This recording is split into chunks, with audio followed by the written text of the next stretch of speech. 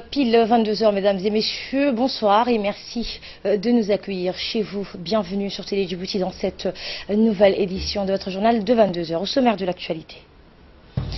Ismaël Omar Guelleh rentre à Djibouti après avoir participé au sommet dédié à la lutte contre le réchauffement de la planète. Et le Maroc a signé une série de conventions d'investissement avec des constructeurs automobiles français pour le développement d'un tissu d'équipement automobile représentant plus d'1 milliard d'euros d'investissement. Le chef de l'État Ismaël Omar Guelleh a regagné la capitale en provenance de Paris où il a pris part au sommet dédié à la lutte contre le réchauffement de la planète aux côtés d'une cinquantaine de chefs d'État et de gouvernement. Ce sommet mondial a pour objectif de renforcer les sources de financement pour lutter contre le changement climatique. À son retour à Djibouti, le président de la République a été accueilli par le Premier ministre et quelques membres du gouvernement.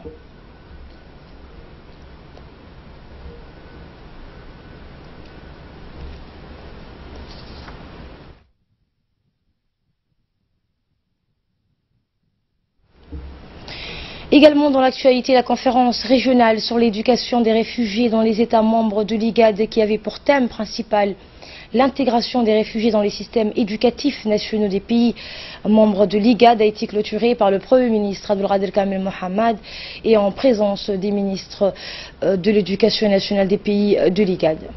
Les membres du gouvernement, du Parlement, du secrétaire exécutif de l'IGAD, du haut-commissaire des Nations Unies pour les réfugiés, la coordinatrice résidente du système des Nations Unies, ainsi que les représentants du corps diplomatique et des organisations internationales ont pris part à cette conférence. Il s'agissait en fait donc lors de cette conférence régionale sur l'éducation des réfugiés dans les États membres de l'IGAD de se doter d'un arsenal juridique solide renforçant la protection des réfugiés en leur donnant accès aux services sociaux de base et en favorisant ainsi leurs intégrations socio-économiques dans les pays de l'IGAD en conformité avec l'esprit du cadre global pour les réfugiés. Il a été procédé par la suite à la signature de la déclaration de Djibouti par les ministres de l'éducation de la région de l'IGAD que ces mêmes ministres ont adopté lors d'une séance plénière. Cette déclaration compte donc 30 points, comptant 30 points a été mise au point sous le thème normes régionales de qualité relatives à l'éducation et à l'insertion des enfants réfugiés dans les systèmes nationaux conformément au cadre global pour les réfugiés.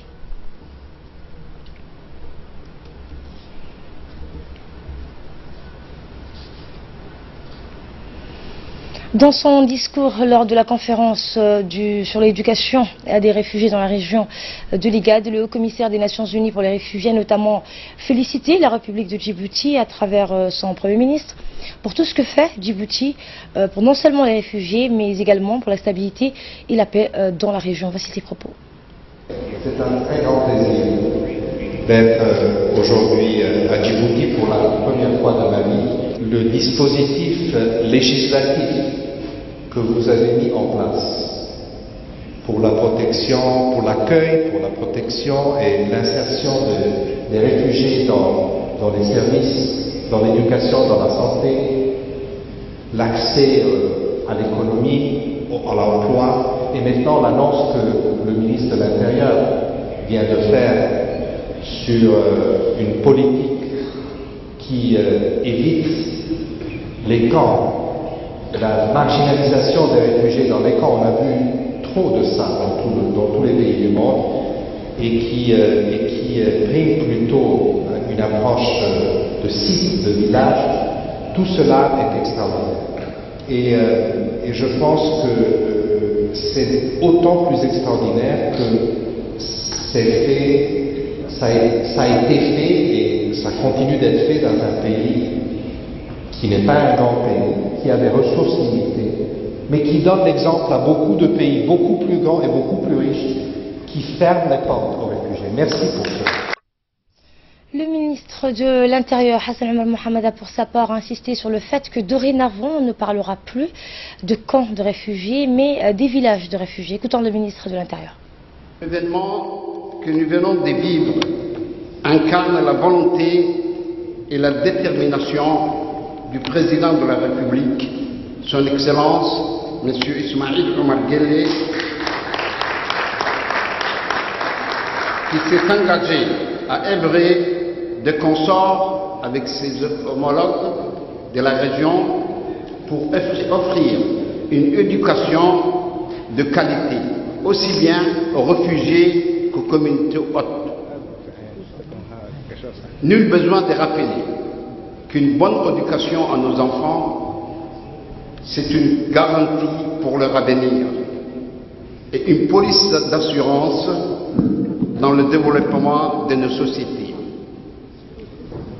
C'est dans cette perspective qu'il est primordial de travailler selon une approche intégrée dans les systèmes nationaux sur la question de l'éducation des enfants des réfugiés dans la région. Il m'est particulièrement agréable de saisir cette opportunité pour souhaiter la bienvenue au haut-commissaire des Nations Unies pour les réfugiés, M. Filippo Grandi, et sa délégation.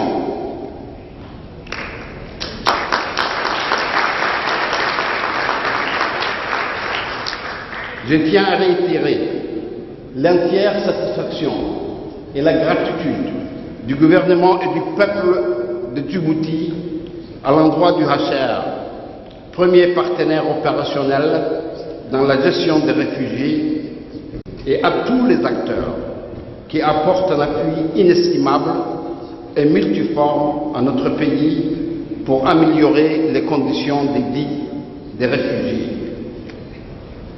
Havre de paix dans une région tourmentée, la République de Djibouti est devenue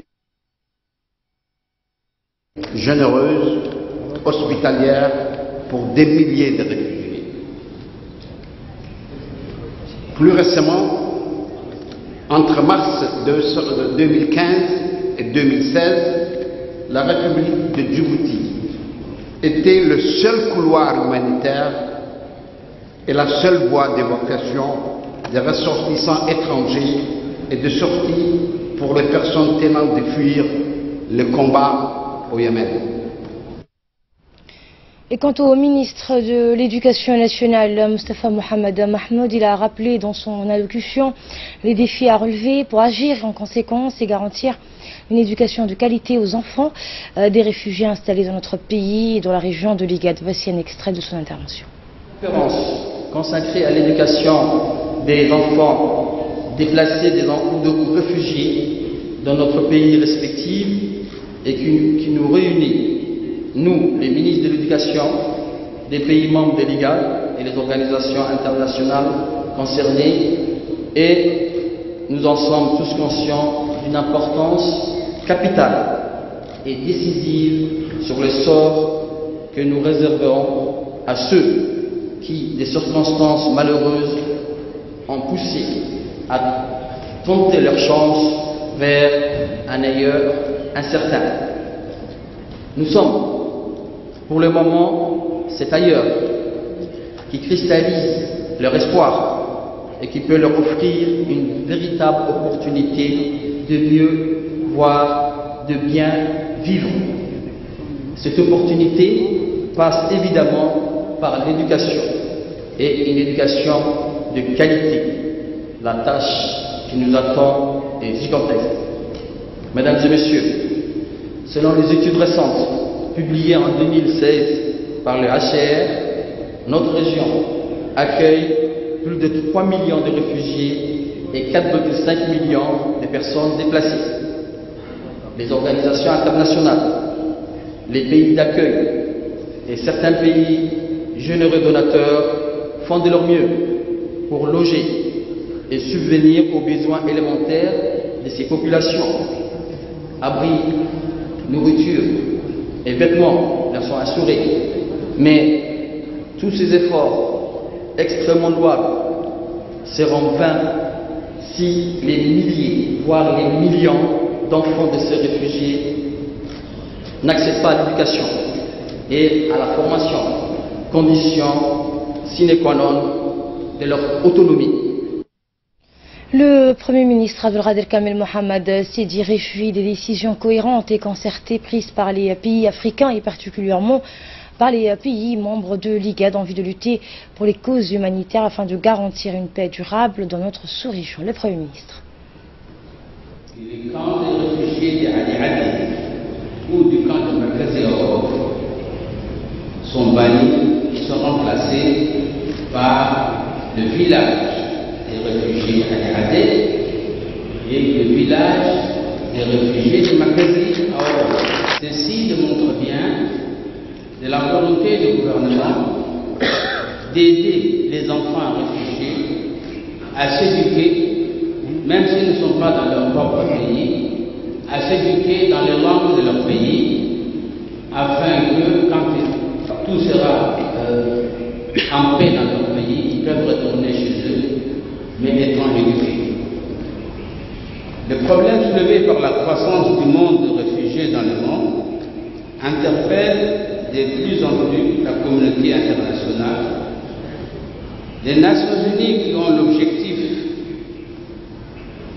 de préserver et rétablir la paix dans le monde, mais aussi d'alléger les souffrances des peuples souffrant des conflits et des situations de catastrophes, ont décidé de venir en aide aux victimes les plus vulnérables des populations déplacées qui sont les enfants.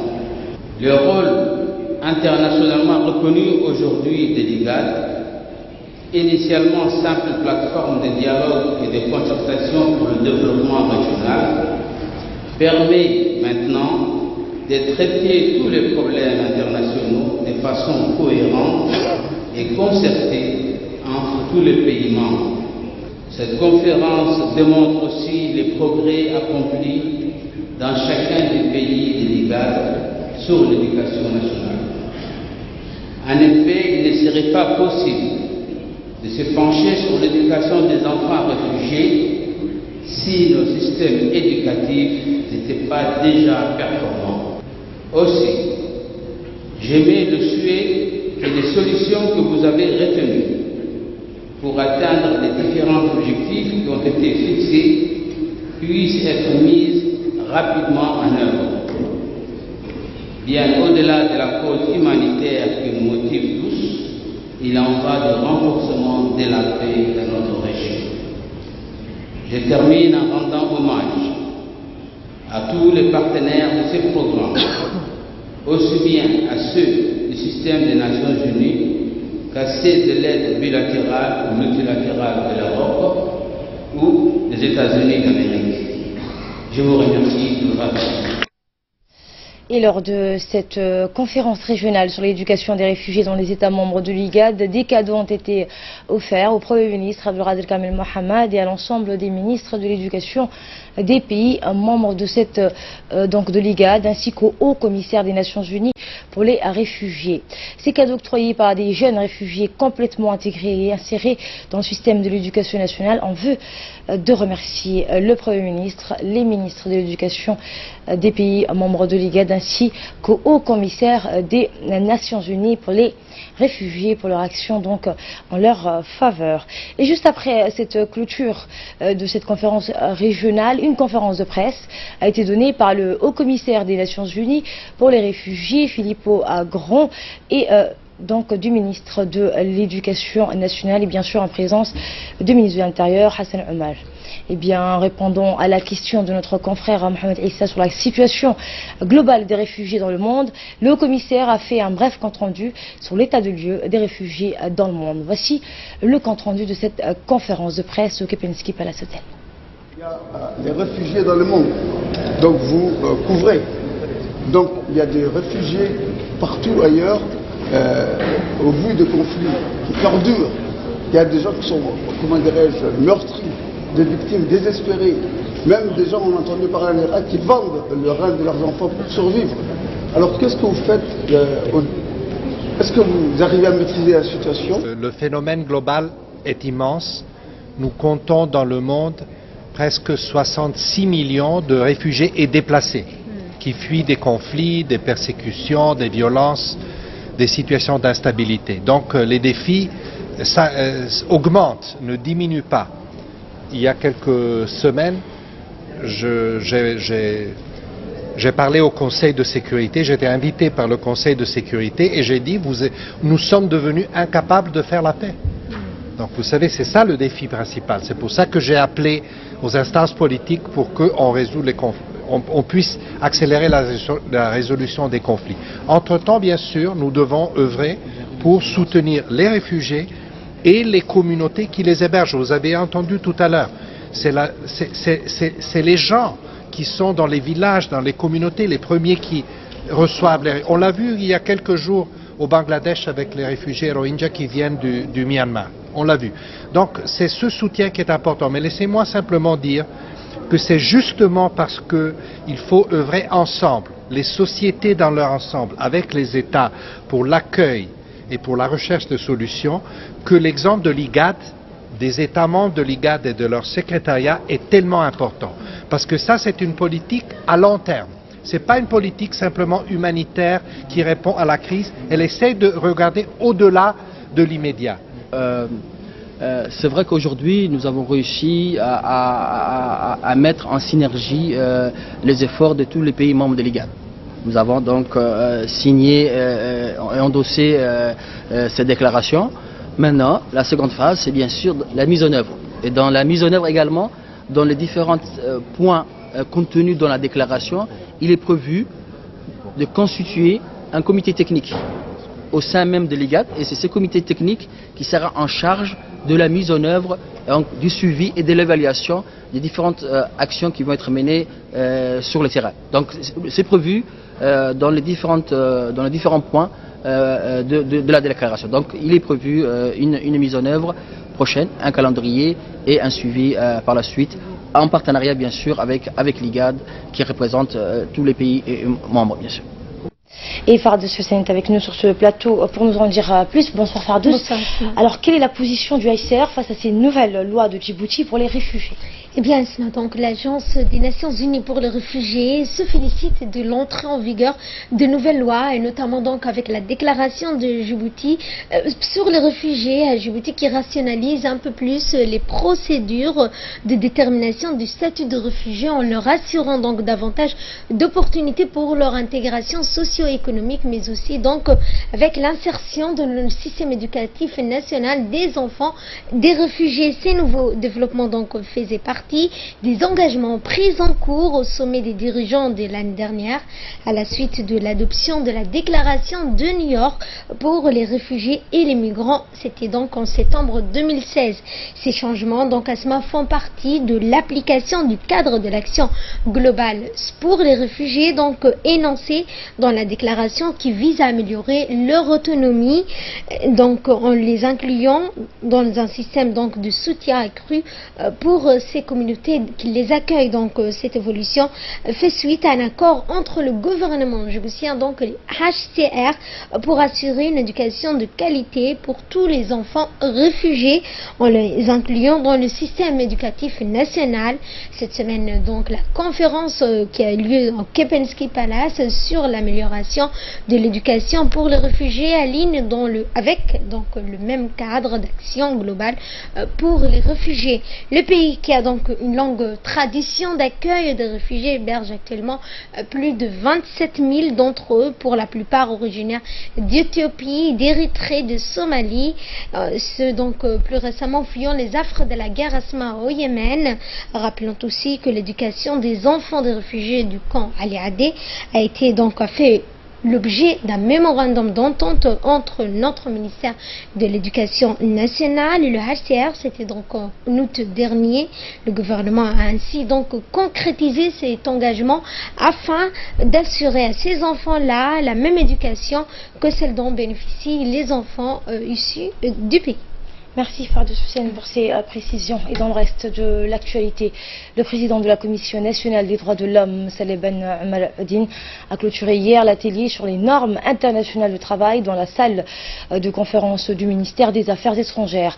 Objectif, renforcer la capacité des leaders de la société civile en protection sociale. Il s'est ouvert le dimanche 10 décembre dernier un atelier de formation sur les normes internationales de travail. Le secrétaire général du ministère de la Justice, Macky Hamel, des hauts fonctionnaires des différents ministères sectoriels ainsi que plusieurs responsables du système des Nations Unies à Djibouti ont pris part à cet atelier.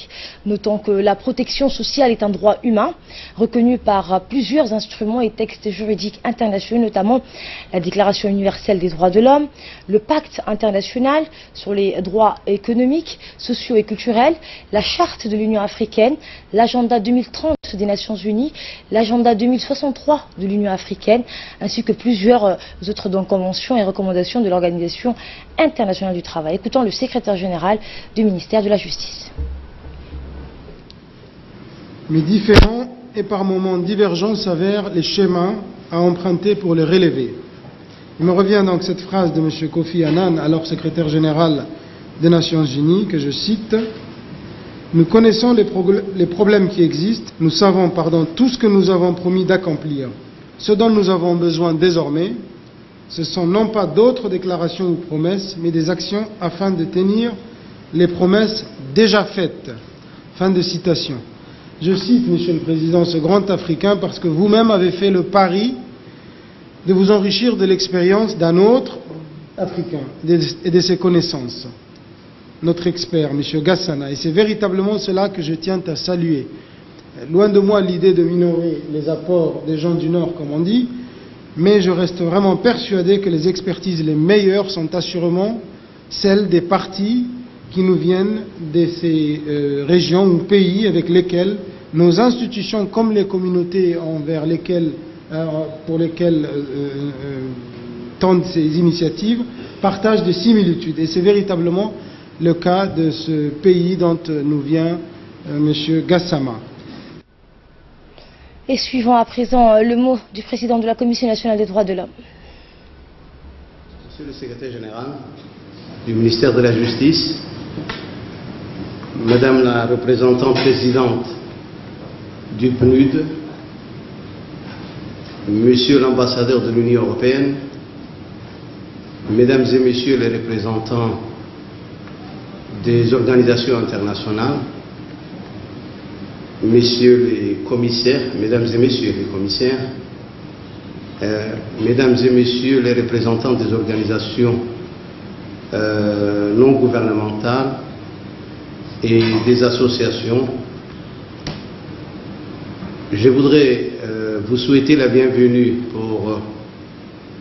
à cet atelier de validation d'une stratégie et d'un plan d'action de la Commission nationale des droits de l'homme.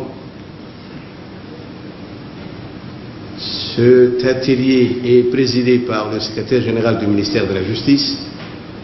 Je vais commencer d'abord à donner la parole à la représentante du PNUD qui nous a appuyés pour arriver au résultat de ce matin, c'est-à-dire à la concrétisation de cette stratégie et de ce plan d'action.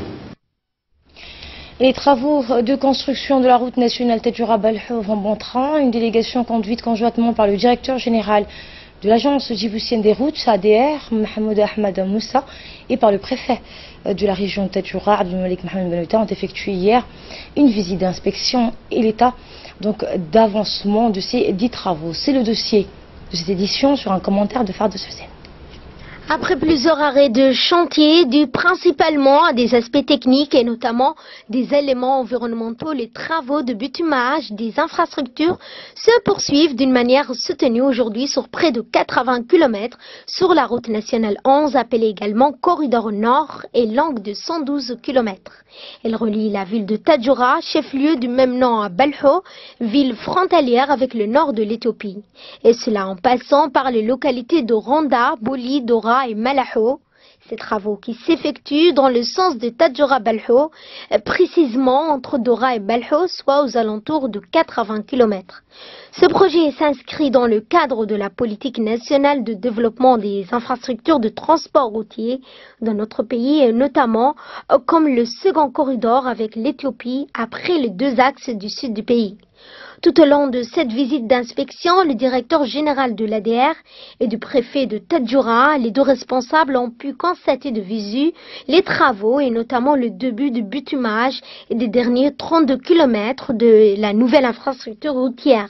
Par ailleurs, les responsables se sont félicités de la création de nombreux emplois pour les populations de cette région.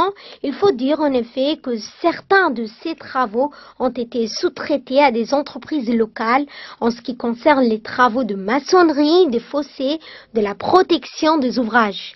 Répondant à nos questions, le directeur général de l'ADR, Mahmoud Moussa Ahmed, indique: Nous sommes satisfaits du déroulement et de l'avancement des travaux. Nous sommes actuellement sur la base des travaux de la société en charge de la construction ici à Balhou.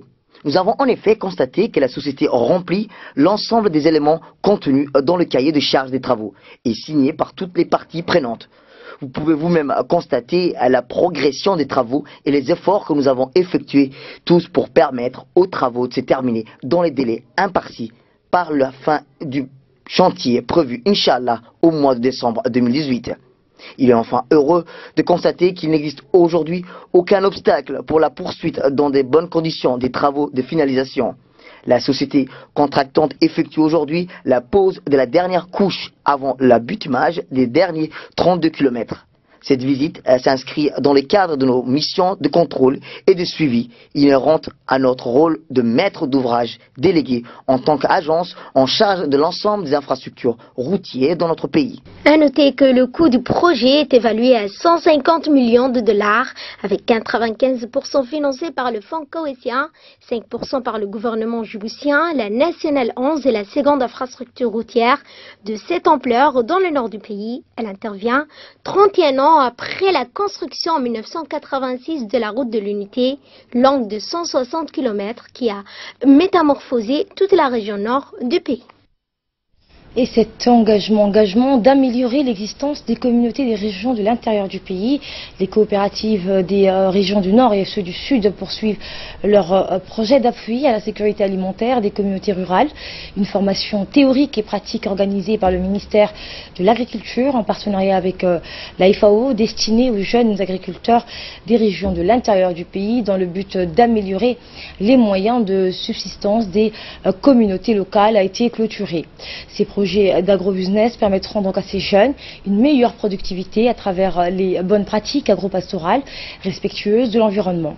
Le ministère de l'Agriculture prouve à travers ces genres de séances de formation son engagement dans le support au développement des communautés locales. D'habitude, réaliser un atelier ou un séminaire, ça se passe dans des salles closes, dans des salles de conférence, mais être vraiment dans la nature, être vraiment dans la pratique, je pense que c'est une très belle initiative qu'il faut saluer. Voilà. Donc, et je remercie les gens qui ont initié cette formation de loin ou de près, donc que ce soit l'Union européenne, la FAO, le ministère, et j'adresse un hommage très appuyé M. Jean-Marc Didé. Donc je salue l'abnégation, le courage et l'endurance de ce monsieur. Également dans l'actualité, dans le cadre de la Journée internationale des migrants, le centre de l'OIM de Boc a célébré dans le CDC de la ville de Hayou un festival de films. Le centre de l'OIM de Djibouti souhaite à travers ce festival présenter une capture des succès et les défis de la migration à Djibouti. En préparant cette cérémonie, le préfet de la région de Boc, Hassan Dabeli Ahmed, le président du conseil régional de Boc, Mohamed Hamad, les notables de la région ainsi que le responsable du centre de l'OIM de Boc, Mohamed Ibrahim Idriss. Et de là, nous passons à ce qui domine l'actualité hors de nos frontières. Le Maroc a signé, je le disais en titre, à Casablanca, une série de conventions d'investissement avec des constructeurs automobiles français pour le développement d'un tissu d'équipementiers, donc automobile représentant plus d'un milliard d'euros d'investissement. Et Samata Saïd est avec nous sur ce plateau pour nous en dire plus. Bonsoir. Bonsoir Asma. Effectivement Asma, cette convention porte sur l'importation de 26 usines compris de sous-traitants principalement pour le compte des groupes français, que ce soit Renault, Peugeot et Citroën, pour des investissements de 1,23 milliard d'euros et la création de 11 000 emplois directs ou indirects. Les 26 conventions d'investissement concernent des équipementiers français, mais aussi espagnols, japonais ou américains qui ont été signés au Palais Royal de Casablanca, en présence du roi Mohamed VI, de plusieurs ministres, hommes d'affaires marocains et patrons étrangers du secteur de l'automobile. La marque Losange a signé elle aussi 6 accords avec les équipements dans le cadre d'un écosystème de Renault, Peugeot, qui ont signé le 13 pour le développement du sien dans le royaume, selon les informations obtenues lors de la cérémonie de signature.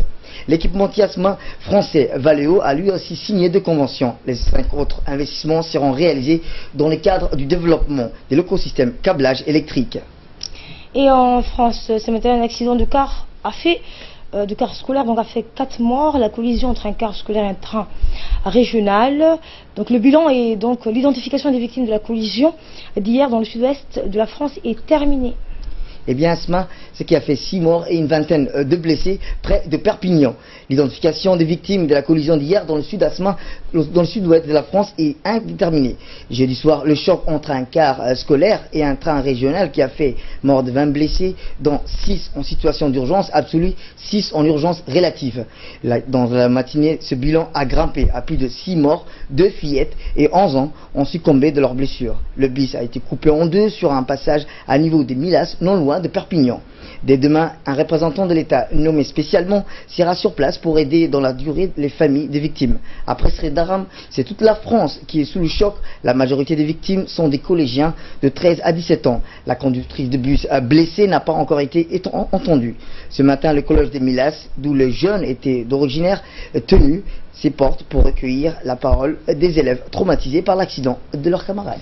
Merci à vous, Samata Saïd. Et cette toute dernière information, bref, et sans images, la Turquie qui offre donc une aide financière de 10 millions de dollars américains à la Palestine. Cette somme sera donc utilisée pour subvenir aux besoins de la population à Gaza, donc pour soutenir le développement économique et social de la Palestine et pour répondre aux éventuelles situations d'urgence.